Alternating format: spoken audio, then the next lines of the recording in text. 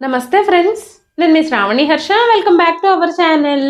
ఇవాళ మన కథ తెగిన సంకెళ్ళు. కథని చివరి వరకు వినండి. నచ్చితే కనుక ఖచ్చితంగా తప్పకుండా ఒక్క లైక్ చేయండి. ఈ కథ పైన మీ విలువైన స్పందనని కామెంట్ రూపంలో మాకు తెలియజేయండి. కొత్తవారు ఎవరైనా చూస్తున్నట్లయితే మన ఛానల్ని సబ్స్క్రైబ్ చేసుకోండి. అంతేకాకుండా యూట్యూబ్లో కొత్తగా వస్తున్న హైప్ ఆప్షన్ అయితే క్లిక్ చేసి హై పాయింట్స్ ఇవ్వడం మాత్రం అస్సలు మర్చిపోకండి. మీరు ఇచ్చే లైక్లు, షేర్లు, కామెంట్లు, ఇంకా ఈ హై పాయింట్స్ అనేవి మరెన్నో మంచి మంచి కథల్ని మీకు చదివి వినిపించడానికి నన్ను ఎంతగానో ప్రోత్సహిస్తాయండి. మరైతే ఇప్పుడు మనం కథలోకి వెళ్ళిపోదాము. సమయం ఉదయం 4 గంటలు. ఆ ఇంట్లో అందరూ ఆదమరిచి నిద్రపోతున్నారు. కానీ మానస మాత్రం అంత ఉదయాన్నే నిద్రలేచి ఆ ఎముకలు కొరికే చలిలో బయట ప్రాంగణంలో పాత్రలు తోముతూ ఉంది. తన వయసు ఇప్పుడు కేవలం 15 సంవత్సరాలు మాత్రమే. అయినప్పటికీ తను ఉదయాన్నే నిద్రలేచి పాత్రలు తోమాలి, ఇల్లు ఊడ్చి తుడవాలి, ఇంట్లో వాళ్ళందరికీ టీలు, కాఫీలు పెట్టివ్వాలి, టిఫిన్ రెడీ చేయాలి, వంట కూడా చెయ్యాలి. 15 ఏళ్ల వయసులో అన్ని కష్టాలు పడమని భగవంతుడు తన తలరాతలో రాశాడు. తను మాత్రం ఏం చేయగలుగుతుంది? ఆ ఇంట్లో ఇల్లు తుడవడానికి కనీసం మాప్ కూడా లేదు. మానస పాత బట్టతో మోకాళ్ల మీదే నేల మీద కూర్చుని ఇల్లు తుడుస్తోంది. అలా తుడుస్తూ ఉంటే తన కళ్ళన్నీ కన్నీళ్లతో నిండిపోయాయి. తన కాళ్ళన్నీ నొప్పులుగా అనిపిస్తున్నాయి. అలా పని చేస్తూ చేస్తూనే మానస తన గతంలో జరిగిన విషయాల గురించి ఆలోచించడం మొదలుపెట్టింది. మానస జయరాం గారికి, సీతా మహాలక్ష్మి గారికి ఏకైక కూతురు.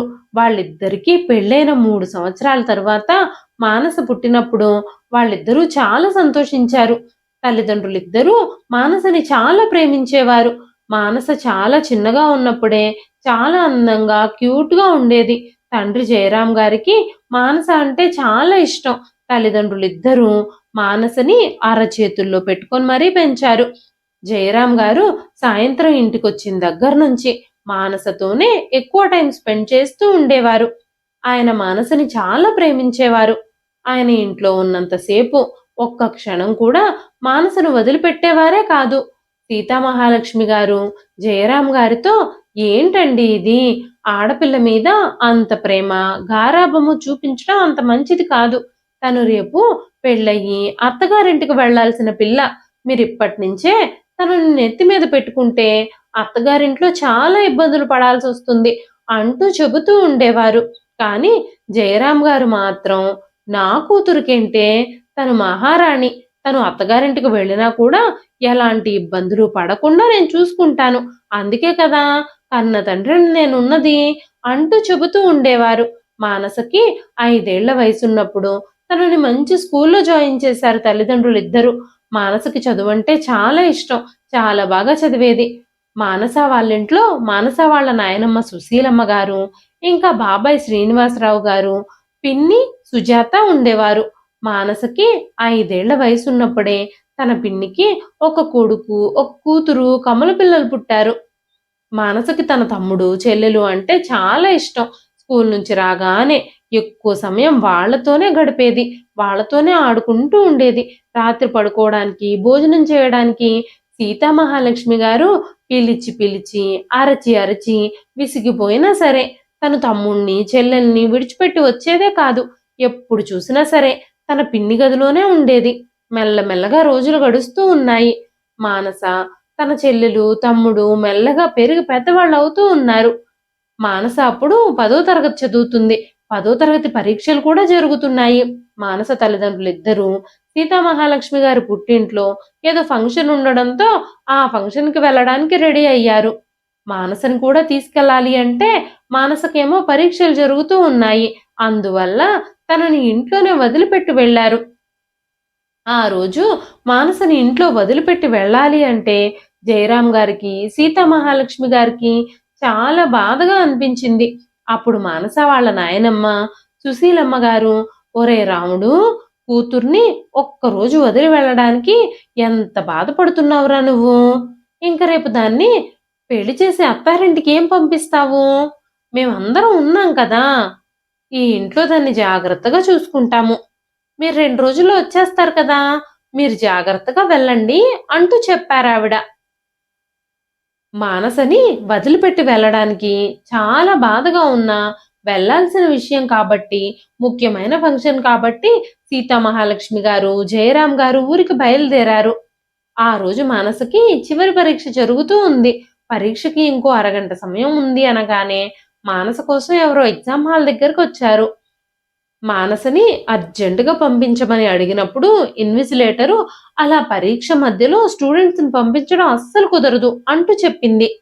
కానీ ఆ వచ్చిన వ్యక్తి జరిగిన విషయమంతా ఆవిడతో నిశ్శబ్దంగా చెప్పడంతో మానసని వెంటనే ఇంటికి బయలుదేరి వెళ్ళమని చెప్పిందావిడ. మానస రాసిన పేపర్‌లన్నీ ఇన్విజిలేటర్‌కిచ్చేసి ఇంటికి బయలుదేరింది తను. తను ఇంటికి వెళ్లి చూసేసరికి ఇంటి దగ్గరంతా జనాలు గుమికూడున్నారు. మానసకి ఒక్కసారిగా చాలా భయంగా అనిపించింది. ఏం జరిగిందో కూడా తనకర్థం కాలేదు. తన నాయనమ్మకి ఏమైనా అయ్యిందేమోనని తనకి అనుమానం కూడా వచ్చింది. కానీ కొంచెం ముందుకు వెళ్ళేసరికి తన నాయనమ్మ ఏడుపులు వినిపిస్తూ ఉండడంతో తన నాయనమ్మ గొంతు స్పష్టంగా వినిపించింది. ఏం జరిగిందో అర్థం కాక గబగబా తను గుమ్మం దగ్గరికి వెళ్లి లోపలికి చూసేసరికి అక్కడ కనిపించిన దృశ్యానికి మానస కాళ్ళ కింద నేల జారిపోయినట్టయింది. ఎదురుగా తన తల్లిదండ్రులిద్దరూ ప్రాణాలు లేకుండా పడున్నారు. ఒక్కసారిగా మానసకి గుండె ఆగిపోయినంత పనయింది. తనని ప్రాణం కంటే ఎక్కువగా ప్రేమించే తల్లి, తండ్రి ఇద్దరూ ఇవాళ ప్రాణాలు కూడా లేకుండా పడుండేసరికి మానసకి అసలు ఏం జరుగుతుందో కూడా అర్థం కాలేదు. పట్టరాని దుఃఖంతో గుండెలు బాదుకుంటూ నేల మీద పడిపోయి ఏడవడం మొదలుపెట్టింది. మానస తల్లిదండ్రులిద్దరూ ఊరికి వెళ్లి తిరిగొస్తూ ఉన్నప్పుడు యాక్సిడెంట్ అయ్యి దారిలో అక్కడికక్కడే చనిపోయారు. అక్కడ ఇలాంటి పరిస్థితుల్లో మానసని ఓదార్చడం ఎవ్వరి తరమూ కావడం లేదు. సీతామహాలక్ష్మి గారి తల్లిదండ్రులు, మానస మామయ్య, అత్తయ్య అప్పటికే అక్కడికి వచ్చున్నారు. వాళ్ళందరూ ఈ 2 రోజులు ఆ పెళ్లిలో వాళ్ళిద్దరూ ఎంత సంతోషంగా గడిపారో. ఇంతలోనే భగవంతుడు వాళ్ళ సంతోషాన్ని చూసి ఓర్వలేకపోయినట్టున్నాడు. వాళ్ళని ఈ లోకంలో నుంచే తీసుకెళ్ళిపోయాడు. మానసని అనాథని చేసేశాడు అంటూ ఏడవడం మొదలుపెట్టారు. మానస తల్లిదండ్రులిద్దరికీ జరగాల్సిన చివరి కార్యక్రమాలన్నీ జరిగిపోయాయి. మానస ఆడపిల్ల కావడం వల్ల, మానస బాబాయ్ వాళ్ళ అబ్బాయి ఆ ఇంటికి ఒక్కగానొక్క వారసుడు కావడం వల్ల వాళ్ళకి జరపాల్సిన చివరి కార్యక్రమాలన్నీ తనే జరిపించాడు. ఆ తర్వాత మానసని తన అమ్మమ్మ, తాతయ్య, మామయ్య, అత్తయ్యలు తమ ఇంటికి తీసుకెళతామని ఎంత అడిగినా కూడా మానస నాయనమ్మ గాని, తన బాబాయ్ కానీ, పిన్ని కానీ ఈ విషయానికి అస్సలు ఒప్పుకోలేదు. తల్లిదండ్రులు లేకపోయినా మానస మా పిల్ల, మా ఇంటి పిల్ల అని మేమనుకుంటున్నాము. తను మా ఇంటి పిల్ల. మీ ఇంటికెందుకు పంపిస్తాం? అంటూ వాళ్ళతో వాదనకు దిగారు సుశీలమ్మ గారు. మా మనవరాల్ని ఎలా చూసుకోవాలో మాకు తెలుసు. ఎవ్వరూ లేని అనాథలాగా మీరు తీసుకెళ్ళి మీ ఇంట్లో ఆశ్రయం ఇచ్చి పెట్టుకోవడానికి ఇక్కడ మేమందరం ఏమీ చచ్చిపోలేదు అంటూ ఆవిడ మానస అమ్మమ్మ వాళ్ళింటి వాళ్ళందరినీ నానా మాటలు అంది. కానీ మానసని వాళ్ళతో పాటు పంపించకపోవడానికి అసలు కారణం ఏమిటి అంటే, మానసని వాళ్ళతో పాటు పంపించేస్తే తన తల్లిదండ్రుల పేరు మీద ఉన్న ఆస్తిపాస్తులు కూడా మానసకే ఇచ్చేయాలి. అందుకే తన బాబాయి, పిన్ని ఈ విషయానికి అస్సలు ఒప్పుకోలేదు. శ్రీనివాసరావు గారికి, సుజాత గారికి మానస అంటే అస్సలు ఇష్టం ఉండదు. జయరాం గారు ఒక చిన్న వ్యాపారం చేస్తూ ఉండేవారు. శ్రీనివాసరావు గారు ఉద్యోగం చేస్తూ వచ్చిన డబ్బులన్నీ తాగుడికి, పేకాటకి తగలేస్తూ ఉండేవారు. ఆ విషయంలో ఎప్పుడూ జయరాం గారు తమ్ముణ్ణి తిడుతూ ఉండేవారు. జయరాం గారు సంపాదించిన డబ్బులతోనే ఆ ఇల్లంతా నడుస్తూ ఉండేది. శ్రీనివాసరావు గారికి ఎప్పుడు డబ్బులు అవసరమైనా సరే జయరాం గారి ముందు సిగ్గు లేకుండా చేతులు చాపుతూ ఉండేవాడు. ఎప్పుడూ తనకి జాగ్రత్తలు చెబుతూ చీవాట్లు పెట్టే అన్నయ్య అన్న, తన భార్య, తన వదిన అన్న, వాళ్ళ కూతురన్న శ్రీనివాస గారికి అస్సలిష్టం ఉండేది కాదు. కానీ ఇప్పుడు మానస అదే ఇంట్లో తల్లిదండ్రులు లేకుండా బాబాయి, పిన్నిల పంచన పడి ఉండాల్సిన పరిస్థితులొచ్చాయి. ఆ రోజు నుంచి మానస జీవితం మారిపోయింది. అప్పటి వరకు తల్లిదండ్రులిద్దరూ తనని అరచేతుల్లో పెట్టుకుని పెంచారు. కానీ ఇప్పుడు తనని ఆ ఇంట్లో పని మనిషి కంటే హీనంగా చూస్తుంది తన పిన్ని. తన అమ్మమ్మ, తాతయ్య, మామయ్య, అత్తయ్య తనని తీసుకెళతాము అని అడిగినప్పుడు మా పిల్ల మాకు బరువేమీ కాదు. మేం మా మనవరాల్ని జాగ్రత్తగా చూసుకుంటామంటూ సుశీలమ్మ గారు చెప్పారే గాని ఆవిడ కూడా మానస గురించి అస్సలు పట్టించుకోవడమే మానేసింది.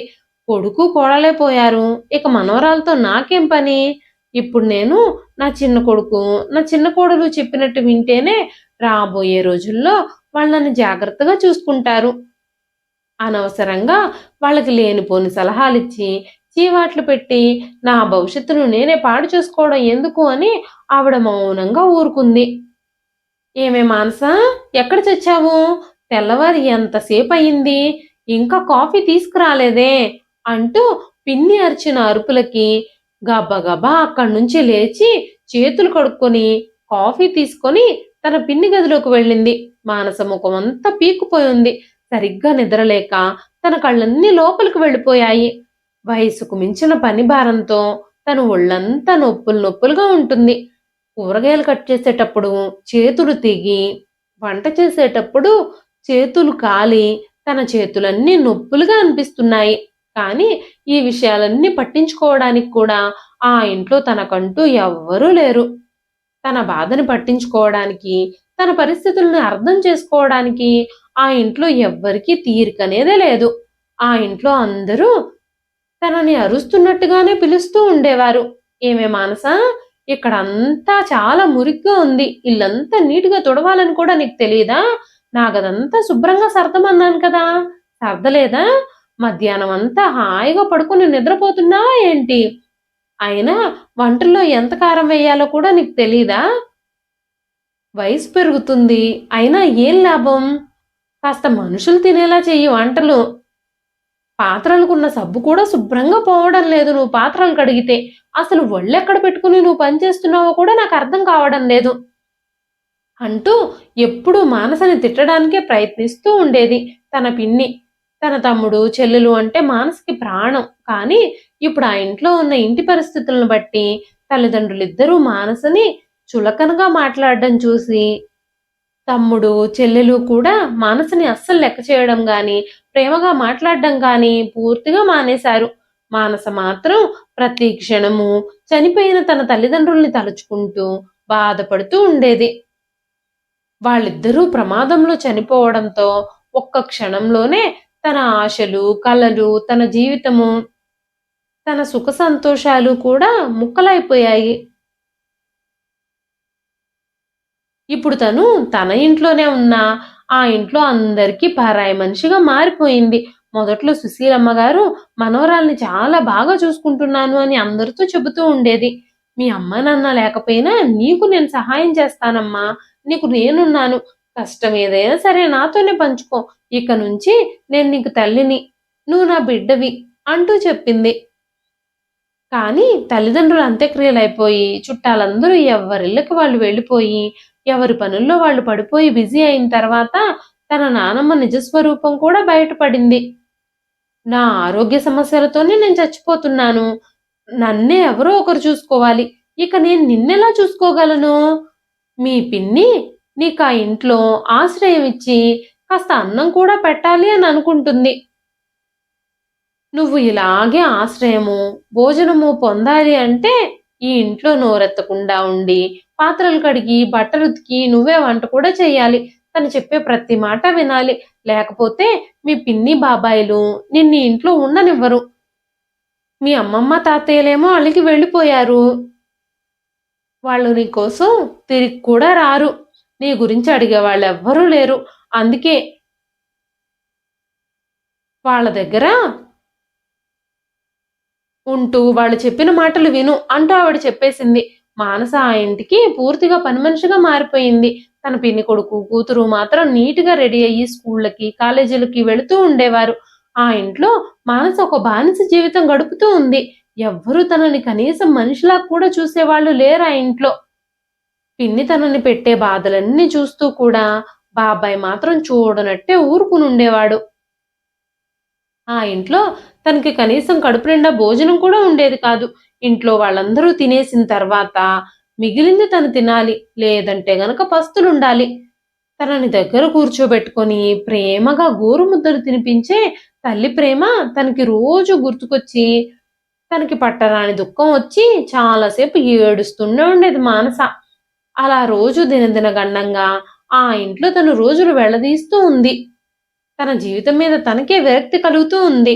ఆ ఇంట్లో వాళ్ళందరికీ బానిసలాగా, పని మనిషిలాగా సేవలు చేయడానికి తన తల్లిదండ్రులు తనని కన్నారేమో అని అప్పుడప్పుడు మానసకి అనిపిస్తూ ఉండేది.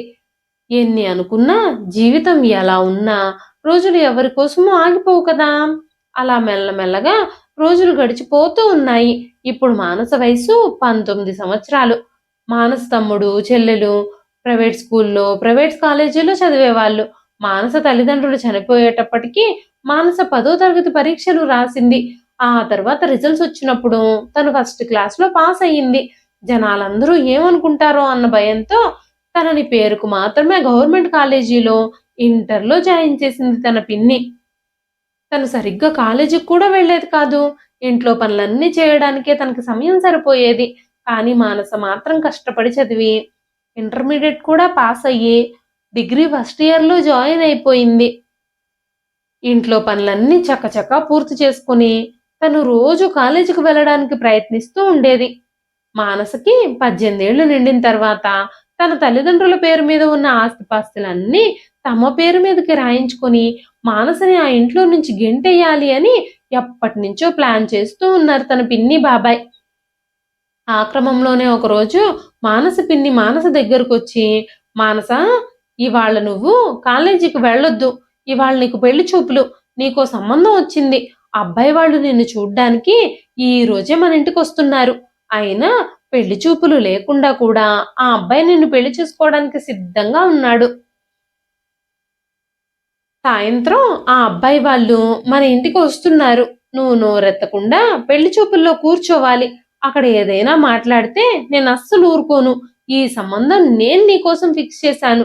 నువ్వు ఖచ్చితంగా నీకు నచ్చినా, నచ్చకపోయినా, నీకిష్టం ఉన్నా, ఇష్టం లేకపోయినా ఈ పెళ్లి చేసుకొని తీరాల్సిందే" అని చెప్పినప్పుడు మానస ఒక్కసారిగా ఆశ్చర్యపోయింది. తనకి బాధతో కళ్ళ నిండా కన్నీళ్లొచ్చేశాయి. అప్పుడు మానస తన పిన్ని ముందు 2 చేతులు జోడించి, "పిన్ని, ఒక్కసారి నా మాట విను పిన్ని. నేను బాగా చదువుకొని ఉద్యోగం చేసి నా కాళ్ళ మీద నేను నిలబడాలి అని ఎన్నో కలలు కంటూ ఉన్నాను. ఆ భగవంతుడు నా తల్లిదండ్రుల్ని దూరం చేసేసి నన్ను ఎన్నో బాధలు పెడుతూ ఉన్నాడు. కనీసం నేను బాగా చదువుకొని ఎవ్వరి మీద ఆధారపడకుండా నా బ్రతుకు నేను బ్రతకాలని ఆశపడుతున్నాను. ఆ ఆశల్ని కూడా మీరు కాలరాయాలని చూడకండి" అంటూ చాలా ఏడ్చింది మానస.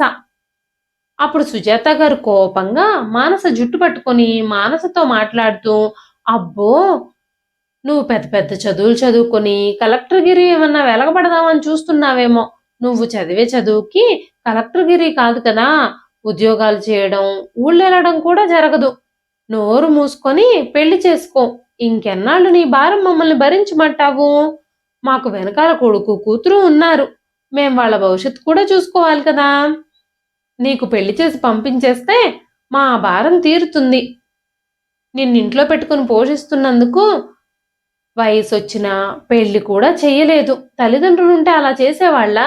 అంటూ నలుగురు మమ్మల్ని ఆడిపోసుకుంటారు" అంటూ తన పిన్ని నోటికొచ్చినట్టుగా మాట్లాడుతూ ఉండడంతో, ఈ పెళ్లి చేసుకోకపోతే చంపేస్తాను అంటూ బెదిరించడంతో మానస ఇష్టం లేకపోయినా సరే పెళ్లి చూపులకు కూర్చోవాల్సొచ్చింది. కానీ పెళ్లి చూపుల్లో పెళ్ళికొడుకుని చూసినప్పుడు మానస ఒక్కసారిగా షాక్ అయిపోయింది. మానస చాలా అందంగా ఉంటుంది. కానీ ఆ అబ్బాయి చూడ్డానికి చాలా అందవిహీనంగా ఉన్నాడు. అంతేకాకుండా తను ఒక భిక్షగాడు. అంతేకాకుండా కొద్దిగా పిచ్చివాడిలాగా కూడా ఉన్నాడు. అమాయకంగా పిచ్చి చేష్టలు చేస్తూ కనిపిస్తున్నాడు. ఈ విషయాలన్నీ చూసినప్పుడు మానసకి ఏం చేయాలో కూడా అర్థం కాలేదు. అక్కడున్న పరిస్థితులకి, తన కష్టాల్లో ఆగకుండా కన్నీళ్లొచ్చేస్తూనే ఉన్నాయి. దుఃఖంతో ఏడవడం మొదలుపెట్టింది తను. మానస ఏడుస్తూ లోపలికి వెళ్ళిపోయింది. అప్పుడు మానస వాళ్ళ పిన్ని మానస వెనకాలే అక్కడ గదిలోకి వెళ్ళి, "ఏంటే మానస, అక్కడ అందరూ కూర్చునుంటే నువ్విలా ఏడుస్తూ వచ్చేస్తే ఏంటి దానికర్థం? నీ అందానికి, చదువుకి, తెలివితేటలకి ఏ కోటీశ్వరుడి సంబంధమో? నిన్ను వెతుక్కుంటూ వస్తుందని కలలు కంటున్నావేమో. నీకసలు పెళ్లి చేయడమే ఎక్కువ. నీకు పెళ్లి కొడుకు నచ్చినా, నచ్చకపోయినా నువ్వు తననే పెళ్లి చేసుకోవాలి. నీ భారాన్ని ఇప్పుడు ఎలాగైనా వదిలించేసుకోవాలని నేను నిర్ణయించుకున్నాను. నువ్వు ఏడ్చి మొత్తుకున్నా, గీపెట్టి గింజుకున్నా, ఆ వచ్చిన అబ్బాయితోనే నీ పెళ్లి.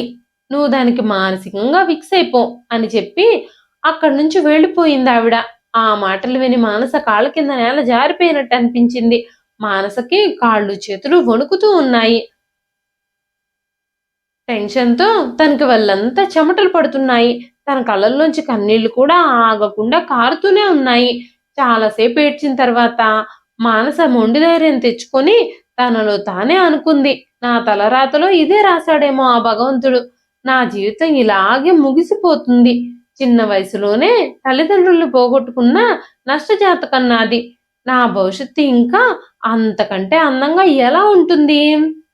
నాలాంటి దురదృష్టవంతురాలికి జీవితం మీద ఆశలు గాని, కలలు గాని, కోరికలు గాని ఉండనే ఉండకూడదు అని ఏడుస్తూనే అనుకుంది మానస. తన జీవితం ఏమైపోతుందోనని తనకిప్పుడు భయం పట్టుకుంది. తన తల్లిదండ్రులే ఉండుంటే తనకిలాంటి పరిస్థితులు వచ్చుండేవి కావు అని తను తలుచుకుంటూ ఆ భగవంతుడిని కోపంగా, కసిగా తిట్టుకుంది. ఏది ఏమైనా సరే తన పెళ్లి ఆ ముష్టివాడితోనే నిర్ణయించబడింది అని తన పిన్ని చెప్పినప్పుడు ఆ విషయం విని మానస స్తంభించిపోయింది. నాకీ పెళ్ళొద్దు అని గట్టిగా అరవాలి అని అనిపించింది. అక్కడి నుంచి ఎక్కడికైనా పారిపోవాలి అని కూడా అనిపించింది. కానీ తను ఎంత కోరుకున్నా అదంతా జరగదు. తన తల్లిదండ్రులు చనిపోయినప్పుడు తన అమ్మమ్మ, తాతయ్య తీసుకెళ్లి పెంచుకుంటాను అంటేనే పంపించలేదు. ఇప్పుడు తనకి మంచి వ్యక్తిని చూసి పెళ్లి చేస్తారని తను ఎలా ఊహించుకోగలదు? ఇక ఇప్పుడు తన జీవితం, తన తలరాత, తన భవిష్యత్తు ఇంతేనని తను సరిపెట్టుకోవడం మొదలుపెట్టింది. మానస వాళ్ళ పిన్ని ఆ పెళ్ళికొడుకు వాళ్ళతో మానస గురించి చెబుతూ ఉంది. ఈ మానస చాలా మంచి అమ్మాయి. చాలా నెమ్మదస్తురాలు. కష్టపడి పనిచేస్తుంది. మీకెప్పుడు ఏది మీకెప్పుడు ఎదురు తిరగదు. మీరు చెప్పినట్టే పడుంటుంది అని చెప్పింది. వాళ్ళందరూ ఈ సంబంధం మాకిష్టమే అన్నట్టుగా తలలూపారు. అప్పుడు ఆ పెళ్ళికొడుకు మానసతో, మీ పేరు మానస కదా! మీకీ పెళ్లి ఇష్టమేనా? అంటూ అడిగాడు. తన గొంతు చాలా గంభీరంగా, దృఢంగా, స్థిరంగా ఉంది. పెళ్లి చేసుకోవడానికి నిన్ను వాళ్ళు బలవంతంగానే ఒప్పించారని నాకు బాగా తెలుసు కానీ, ఈ పెళ్లి చేసుకోవడానికి మాత్రం నా కారణాలు నాకున్నాయి. నా పేదరికాన్ని అంగీకరించి, నాతో జీవితాన్ని పంచుకోవడానికి సంతోషంగా నా జీవితంలోకొచ్చే అమ్మాయి కోసం నేను ఎదురు చూస్తూ ఉన్నాను అని చెప్పగానే, తన పిన్ని నవ్వుతూ, ఈ పిల్ల జీవితమే సరిగ్గా లేదు. తను ఒక నష్టజాతకురాలు. తల్లిదండ్రులు చనిపోయి అనాథగా మారితే మేమే పెంచి పోషిస్తున్నాము. అలాంటిది ఇంతకంటే గొప్ప సంబంధం దీనికెలా దొరుకుతుంది?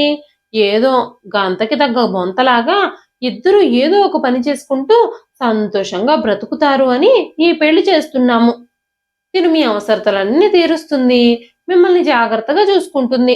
కావాలంటే 4 ఇళ్లల్లో పాచి పనులు చేసైనా సరే మీకు ఆర్థికంగా కూడా సహాయపడుతుంది.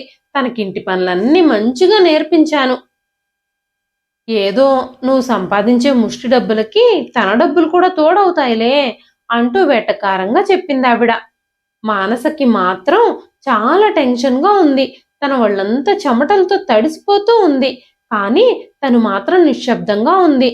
అప్పుడు ఆ అబ్బాయి మానసతో నీకీ పెళ్లి చేసుకోవడం ఇష్టమేనా? అంటూ అడిగాడు. వెంటనే మానస ఏదో మాట్లాడబోయింది. అప్పుడు మానస వాళ్ళ పిన్ని మధ్యలోకొచ్చి తన ఇష్టం అడగాల్సిన పనేమీ లేదు. తనకి మేమెంత చెప్తే అంతే. వీలైనంత త్వరగా పెళ్లి చేసుకొని ఈ దరిద్రాన్ని ఇక్కడి నుంచి తీసుకెళ్ళిపోండి అంటూ చెప్పింది. వెంటనే ఆ అబ్బాయి 2 రోజుల్లోనే నేను మానసని పెళ్లి చేసుకుంటాను అంటూ చెప్పి అక్కడి నుంచి వెళ్ళిపోయాడు. మానసకి ఒక్కసారిగా తన ఆశలు, కలలు అన్నీ ఆవిరైపోయినట్టుగా అనిపించాయి. తను బాగా చదువుకోవాలని చాలా ఆశపడింది. కానీ తన ఆశలన్నీ అడియాసలైపోయాయి. మానస ఆ 2 రోజులు ఏడుస్తూనే ఉంది. 2 రోజుల తర్వాత ఎలాంటి హడావిడి లేకుండా చాలా సింపుల్‌గా, చాలా తక్కువ మంది వ్యక్తుల మధ్యలో మానస పెళ్లి ఆకాష్తో జరిగిపోయింది. పెళ్లి కార్యక్రమాలన్నీ జరిగిపోయిన తర్వాత మానస అత్తగారింటికి బయలుదేరింది.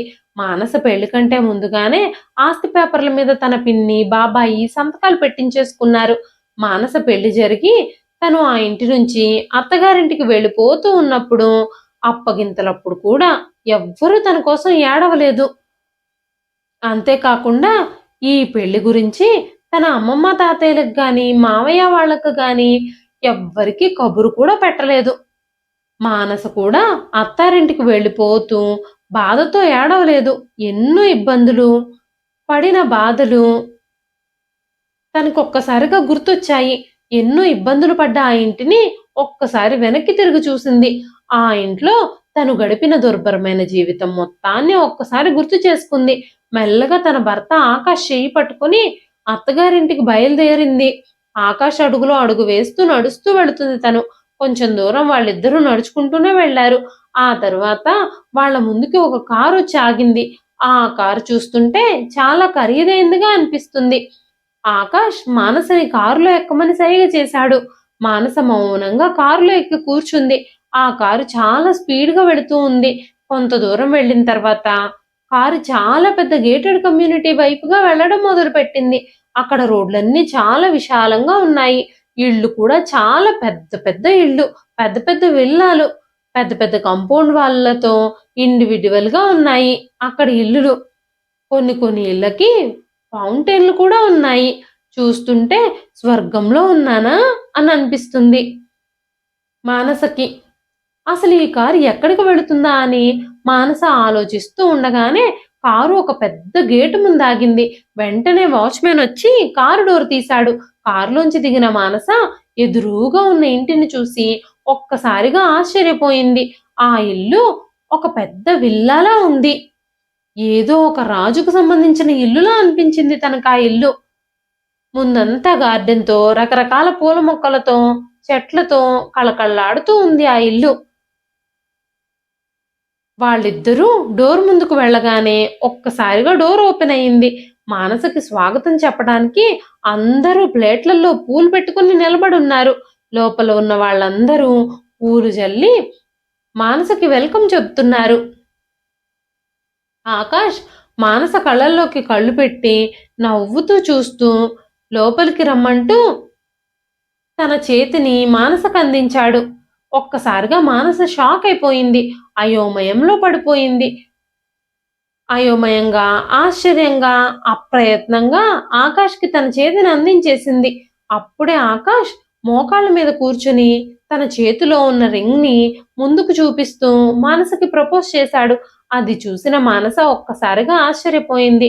మానస ఆనందానికి అవధులు లేవు. ఇంత పెద్ద ఇల్లు ఈ ఆకాష్కి ఎక్కడి నుంచి వచ్చింది? ఈ ఇల్లు చాలా ఖరీదైందిగా కనిపిస్తుందే. తను నిజంగా డబ్బున్నవాడేనా? మరి పేదవాళ్లాగా మా ఇంటికొచ్చి నన్నెందుకు పెళ్లి చేసుకోవడం? నన్ను పెళ్లి చేసుకోవడానికి తను ఇలా ఎందుకు వచ్చాడు? ఈ ఇంట్లో చాలా మంది పని వాళ్ళు ఉన్నారు. అసలు ఇంత ధనవంతుల ఇంటికి తను ఎందుకు వచ్చాడు? నన్నెందుకు తీసుకొచ్చాడు? ఇది ఎవరి ఇల్లు అనుకుంటూ చాలా ప్రశ్నలు మనసులో చెలరేగుతూ ఉన్నాయి. అప్పుడు వెంటనే మానస ఆకాష్ని అడిగింది, అసలు ఎవరు మీరు? మీరు చాలా పేదవాళ్ళని పెళ్లి చూపుల సమయంలో మాతో చెప్పారు. అంతేకాకుండా మీ మతి స్థిమితం కూడా సరిగ్గా లేదు అని చెప్పారు. కానీ ఇక్కడ చూస్తుంటే మీకు ఇంత పెద్ద ఇల్లుంది. ఈ ఇల్లు మీదేనా అంటూ అడిగినప్పుడు ఆకాష్ నవ్వుతూ ఈ ఇల్లు నాది కాదు, మన ఇల్లు అన్నాడు. వెంటనే మానస ఆశ్చర్యపోతూ మీరొక భిక్షగాడు అని మా పిన్ని చెప్పింది అంటూ టెన్షన్తో అడిగింది. అప్పుడు ఆకాష్ వెంటనే ఒక చిరునవ్వు నవ్వాడు. ఆ నవ్వు చూసి మానసకి చెమటలు పట్టడం కూడా మొదలయ్యాయి. తన చేతులు కూడా వణకడం మొదలయ్యాయి. ఇప్పుడు మానసకి భయపడాలా, బాధపడాలా, ఆనందపడాలో కూడా అర్థం కావడం లేదు. ఇంత నిజమైన ప్రేమ నన్ను వెతుక్కుంటూ ఎందుకొచ్చింది అని ఆశ్చర్యంగా తను ఆలోచించడం మొదలుపెట్టింది. అప్పుడు ఆకాష్ మాట్లాడుతూ డబ్బు మీద ఆశ, వ్యామోహము లేని వ్యక్తిని నేను భార్యగా కోరుకున్నాను. నా కథ కూడా అచ్చం మీ కథ లాంటిదే. నా తల్లిదండ్రులు ఇద్దరూ చనిపోతే డబ్బు మీద ఆశతో మా పిన్ని బాబాయిలు నన్ను పనివాడిగా మార్చాలి అని అనుకున్నారు. కానీ మా అమ్మమ్మ, మా తాతయ్య నాకు సపోర్ట్‌గా నిలబడ్డారు. నీ కథ కూడా నా కథ లాంటిదే అని నాకు తెలిసినప్పుడు నిన్ను చూసి నాకు చాలా జాలి కలిగింది. ఎలాగైనా సరే నిన్ను పెళ్లి చేసుకోవాలి అని అనుకున్నాను. నేను ఒక బికారినని, మతిస్థిమితం కూడా సరిగ్గా లేని వాడినని తెలిసినా కూడా నువ్వు నన్ను పెళ్లి చేసుకోవడానికి అంగీకరించావు. నీకెంత బాధగా ఉన్నా, నీకీ పెళ్లి ఇష్టం లేకపోయినా నన్ను ఏమాత్రమూ అవమానించకుండా నన్ను గౌరవిస్తూనే ఉన్నావు. అలాంటి నీ మనసు నాకు నచ్చింది. ఒకరోజు నేను అనుకోకుండా నిన్ను కూరగాయల మార్కెట్‌లో చూశాను. మీ అమాయకమైన మొహం, మీ అమాయకత్వం, మంచి మనసు నాకు చాలా నచ్చేశాయి.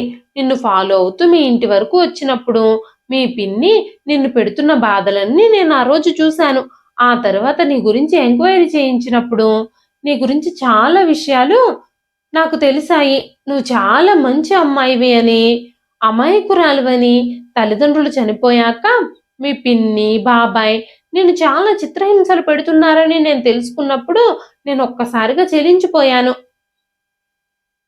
ఒక డబ్ ఒక డబ్బున్న వ్యక్తిలాగా, కోటీశ్వరుడిలాగా మీ ఇంటికి నేను గనక వచ్చుంటే, మీ పిన్ని నిన్ను నాకిచ్చి పెళ్లి కూడా చేసేది కాదు. ఈ విషయం నాకు అర్థమైంది. అందుకే నిన్ను పెళ్లి చేసుకోవడానికే ఒక పిచ్చివాడిలాగా, భిక్షగాడిలాగా మీ ఇంటికొచ్చాను. చాలా రోజులుగా నేను నిన్ను చూస్తూనే ఉన్నాను. చాలా రోజులుగా నిన్ను ప్రేమిస్తూ ఉన్నాను అని చెబుతూ ఉన్నప్పుడు, మానసకి ఆకాష్ మాట్లాడే మాటలు కూడా అర్థం కావడం లేదు. తనకంటూ తనని నిస్వార్థంగా ప్రేమించే ఒక వ్యక్తి ఈ లోకంలో ఉన్నారు అంటేనే ఆశ్చర్యంగా ఉంది. ఇన్ని సంవత్సరాల్లో తన తల్లిదండ్రులు చనిపోయాక తనతో ప్రేమగా మాట్లాడిన వాళ్ళే లేరు. ఇప్పుడు ఆకాష్ అంత ప్రేమను చూపిస్తూ ఉంటే మానస సంతోషంతో ఉబ్బి తబ్బిబ్బైపోతూ ఉంది. మానస పెళ్లి జరిగి 3 రోజులు గడిచిపోయాయి. మరో పక్కన మానస పిన్ని సుజాత గారు చాలా సంతోషంగా ఉన్నారు. ఆ దరిద్రాన్ని ఇంటి నుంచి వదిలించేసుకున్నాము. తన తల్లిదండ్రుల పేరు మీద ఉన్న ఆస్తిపాస్తులన్నీ కూడా మన పేరు మీదకి రాయించేసుకున్నాము. అది బాగా చదువుకుని ఉద్యోగం చేసి గొప్ప జీవితాన్ని జీవించాలని కోరుకుంటున్నా సరే, ఇప్పుడు తన కలలన్నీ కల్లలుగానే మిగిలిపోయేలా నేనే చేశాను. ఇప్పుడు ఆ ముష్టివాడితో ముష్టి బ్రతుకు బ్రతుకుతూ రోడ్ల మీద తిరుగుతూ ఉండుంటుంది. తన జీవితం పూర్తిగా నరకప్రాయం అయిపోయి ఉంటుంది అంటూ నవ్వుకుంటూ ఉంది.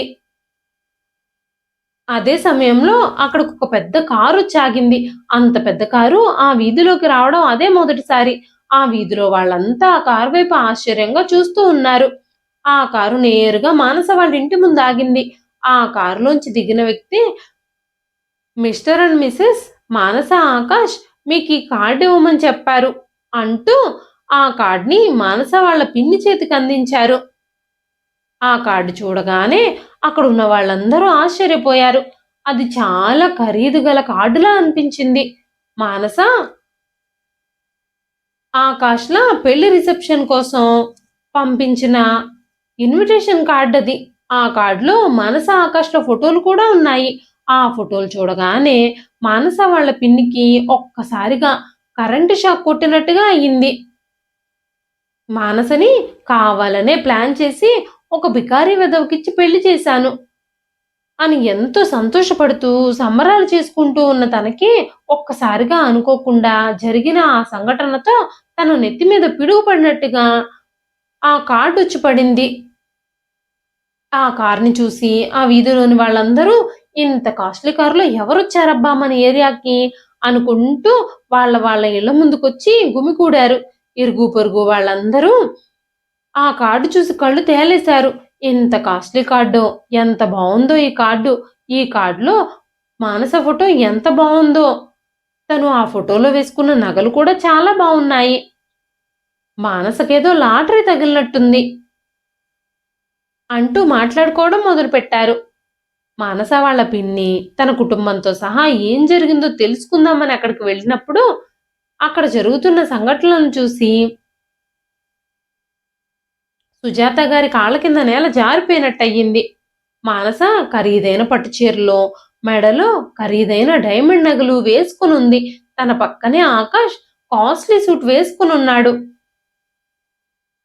ఆ రిసెప్షన్ ఒక పెద్ద ఫంక్షన్ హాల్లో జరుగుతూ ఉంది.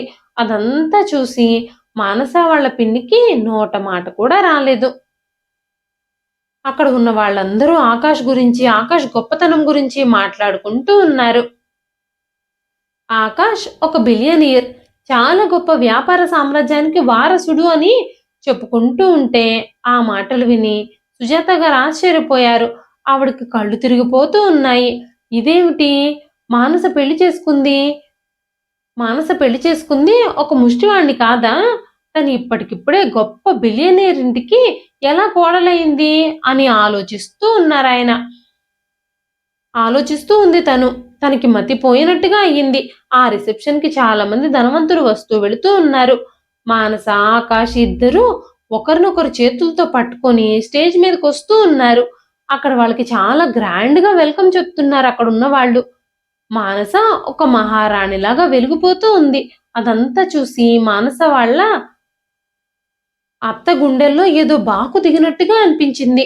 ముష్టివాడికిచ్చి పెళ్లి చేసి తన జీవితం నరకప్రాయంగా మార్చాలి అని అనుకుంది తను.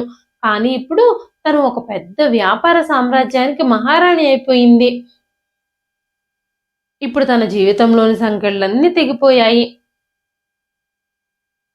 మానసకు కలిగిన ఈ వైభోగాన్ని ఓర్చుకోలేని తన కుటుంబ సభ్యులందరూ చేసేదేమీ లేక తనని అలాగే చూస్తూ ఉండిపోయారు. ఇదండి ఈ రోజు కథ. ఈ కథ మీకు ఎలా అనిపించింది? కథ నచ్చితే ఒక్క లైక్ చేయండి. ఈ కథ పైన మీ విలువైన స్పందనని కామెంట్ రూపంలో మాకు తెలియజేయండి. మరెన్నో ఇలాంటి ఇంట్రెస్టింగ్ కథల కోసం మన ఛానల్ని సబ్స్క్రైబ్ చేసుకోండి. మరొక మంచి కథతో రేపు మళ్ళీ కలుస్తానండి. అంతవరకు సెలవు. ఉంటానండి.